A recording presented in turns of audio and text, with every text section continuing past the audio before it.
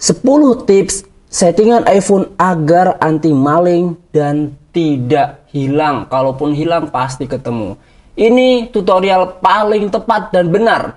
Oke, langsung aja. Kalau nggak percaya, simak sampai habis. Langkah pertama, kita pergi ke Google Maps. Setelah kita buka Google Maps kita akan menuju ke profil ini. Boom. Nah, email ini yang ada di atas ini sangat penting teman-teman. Selama email ini terpasang di HP apapun, di HP iPhone, di HP Android, kalau hilang itu kita bisa melacaknya. Lewat apa?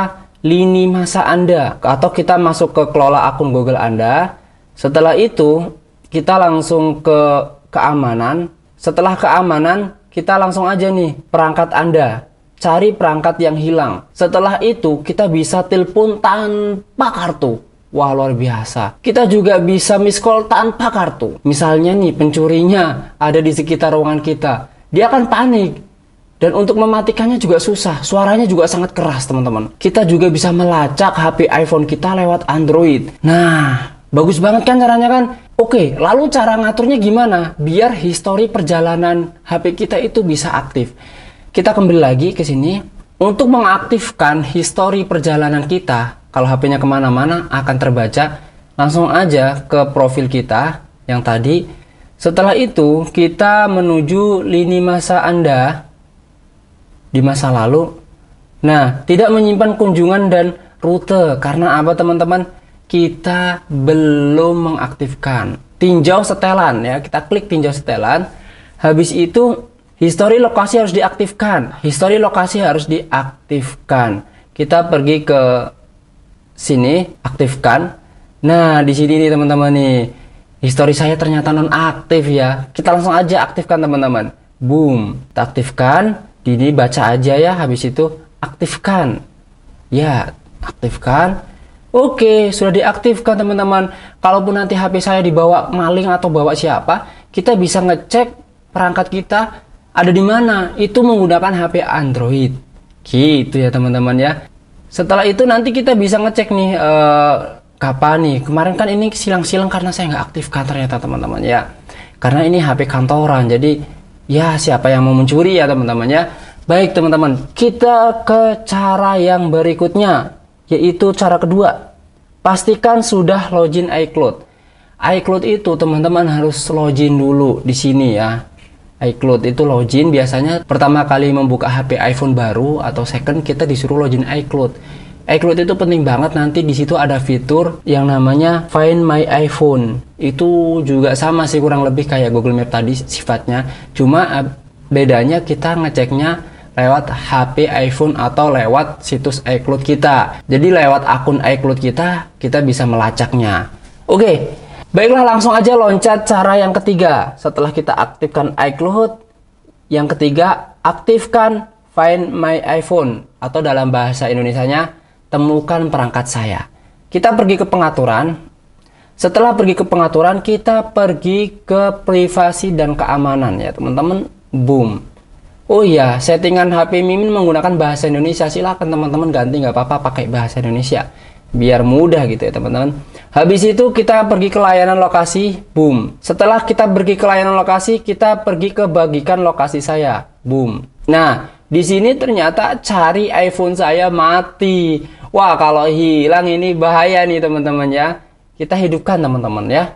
Boom, udah hidup nih. Jadi setiap lokasi iPhone kita di mana akan dilacak oleh iPhone kita. Secara otomatis mengirim lokasi iPhone ini ke Apple saat baterai sangat lemah. Misalnya kan kirim lokasi terakhir, dicentang aja. Biar apa aman banget gitu teman-teman ya. Cara yang keempat yaitu aktifkan Share My Location. Wah, ternyata sudah aktif teman-teman. Jadi tepatnya masih dicari iPhone saya. Ini Share My Location, ini aktifkan. Ya, gitu teman-teman. Diaktifkan aja, jangan dimatikan. Misalnya di layanan sistem juga nih. Bagikan lokasi saya. Aktifkan juga ya. Ini aktifkan juga, dibagikan lokasi saya di layanan sistem, ini diaktifkan juga. Jangan dimatikan. Dahsyat sekali. Oke, itu aja teman-teman cara yang keempat. Cara yang kelima yaitu buat passcode 6 digit. Kita keluar dulu. Umumnya ketika kita ingin mendaftar iCloud atau ingin memasuki iPhone baru, kita suruh buat passcode atau Face ID.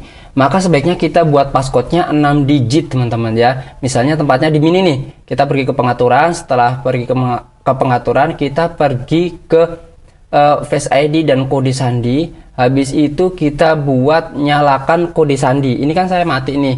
Kenapa mati? Karena biar buat tutorial enak. Kalau terkunci itu langsung kita geser. Oke, pokoknya lokasinya di sini teman-teman. Dinyalakan kode sandi, kalian bikin 6. Emang di sini aturannya 6 ya, 1 2 3. 1 6 terserah ya. Habis itu ikutin aja perintah selanjutnya. Maka ketika orang ingin mengakses iPhone kita saat terkunci, dia tidak bisa langsung kebuka kayak gini. Kalau sampai langsung terbuka, kita sama saja ngasih iPhone gratis ke mereka ya teman-teman, dahsyat. Langsung cara yang keenam, yaitu matikan pusat kontrol saat lock screen agar tidak bisa dijadikan airplane. Aduh, maksudnya apa sih? Gini teman-teman, kalau ini locks nih, ini lock screen ya, sedang terkunci layarnya. Ini harusnya pusat kontrolnya nggak bisa diakses kayak gini. Jangan diakses, jangan izinkan si maling itu mengakses pusat kontrol ketika terkunci. Nah, nanti akibatnya dia nanti langsung menjadikan tuh mode airplane, mode pesawat, wifi-nya dimatikan, apalagi diatur-atur mereka. Jadi HP-nya nggak ada sinyalnya. Itu semakin menyulitkan kita untuk mencari iPhone kita ya teman-teman ya. Cara biar nggak muncul kayak gini gimana? Saya kasih tahu nih, kita pergi ke pengaturan. Setelah pergi ke pengaturan, teman-teman pergi ke Face ID dan kode sandi. Nih, boom. Setelah itu kita langsung aja matikan pusat kontrol saat lock screen nih. Izinkan akses saat terkunci. Nah, pusat kontrolnya ini dimatikan. Loh bang, kok itu punya abang nggak bisa diklik? Kenapa punya saya nggak bisa diklik? Karena saya belum mengatur nyalakan kode sandi. Misalnya saya atur ya, nih 22222. Ini hanya tutorial aja ya, 22222. Jangan kalian pakai ya. Kalau kita sudah bisa ngatur, misalnya nih. Nah, di sini baru kita bisa ubah nih. Di pusat kontrol kita matikan. Oke. Coba sekarang dikunci, guys. Kita kunci, kita hidupin lagi. Udah nggak bisa, guys. Aman, guys ya. Aman. Nah, aduh. Nah, kayak gini nih aku nggak suka. Jadi kita matikan aja sandinya, karena ini dalam mode tutorial. Matikan kode sandi 22222. Boom. Oke. Cara yang ketujuh, matikan Siri pada tombol samping ketika lock screen. Misalnya gini teman-teman, ini kan lock screen ya. Kita masih bisa mengaktifkan Siri dengan cara tekan lama tombol samping ini. Nanti fitur Sirinya akan aktif. Tuh. Dia Sirinya akan aktif. Tapi saya belum teman-teman saya belum aktifin. Jadi ya oke. Oh, suruh connect wifi dulu ya, lupa. Ketika kita tekan saat kondisi lock screen, Siri biasanya aktif kalau kita atur. Belum kita atur teman-teman. Misalnya tuh, "Hey Siri, open YouTube application."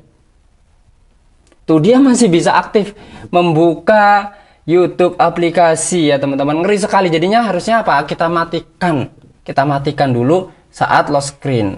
Atau enggak, kalian pingin matikan aja tombol samping Sirinya nggak berfungsi. Oke, langsung aja kita pergi ke aksesibilitas. Habis itu kalian kontrol tombol samping, Sirinya kalian matikan. Seperti ini teman-teman. Nih teman-teman, udah nggak aktif lagi. Tuh, udah nggak bisa lagi tombol samping karena saya matikan semuanya, baik lock screen maupun tidak terkunci. Lalu agar kita milih matikan aja bang ketika di lock screen. Oke, bisa. Kita pergi ke sini. Habis itu kita pergi ke Face ID dan kode sandi. Nah, di sini kita Sirinya dimatikan teman-teman ya. Kayak tadi caranya kayak mematikan pusat kontrol. Lagi-lagi sandinya udah saya matikan, jadinya ya ini kayak gini teman-teman. Mantap sekali. Langsung aja cara yang ke-8. Buat data seluler tidak bisa dimatikan. Ini kan masih bisa nih, data seluler dihidupkan, data seluler dimatikan, ini masih bisa diubah-ubah. Oke, sekarang misi kita adalah buat data seluler ini hidup terus. Meskipun dibawa orang, data seluler hidup ya, sinyalnya masih nyambung. Dahsyat sekali.